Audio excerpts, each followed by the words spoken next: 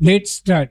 I wanted the world to see that India did not lack faith in herself and that India was prepared to cooperate even with those with whom she had been fighting in the past, provided the basis of cooperation today was honorable, that it was a free basis, a basis which would lead to the good not only of ourselves but of the world also.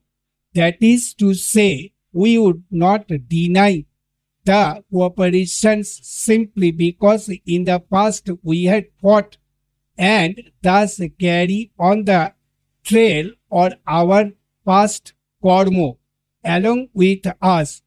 We have to wash out the past with all its evil. I wanted, if I may say so, in all humility, to help in letting the world look at things in a slightly different perspective, or rather try to see how vital questions could be approached and dealt with. We have seen too often in the arguments that go on in the assemblies of the world this bitter approach, this cursing of each other, this desire not in the least to understand the other, but deliberately to misunderstand the other and to make clever points better.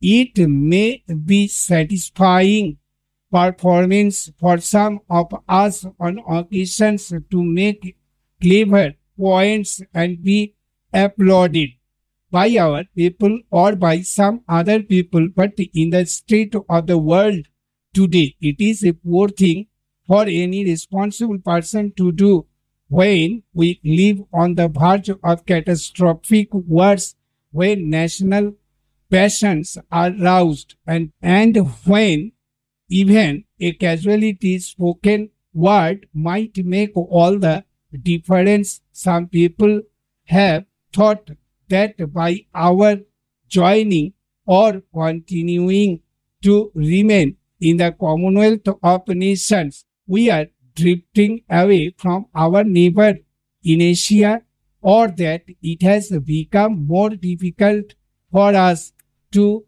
cooperate with other great countries in the world. But I think it is easier for us to develop closer relations with other countries while we are in the Commonwealth than it might have been otherwise. This is rather a peculiar thing to say. I have given a great deal of thought to this matter. The Commonwealth does not come in the way of our cooperation and friendship with other countries. Ultimately, we shall have to decide, and ultimately the decision will depend on our own strength. If we dissociate ourselves completely from the Commonwealth, then for the moment we are completely isolated. Well, I think you will find that during this period of 2 years or less, India has gone up in the scale of nations in its influence and in its prestige. It is a little difficult for me to tell you exactly what India has done or has not done. It would be absurd for anyone to expect that India can become the crusader for all causes in the world and bring ... Stop. Thank you.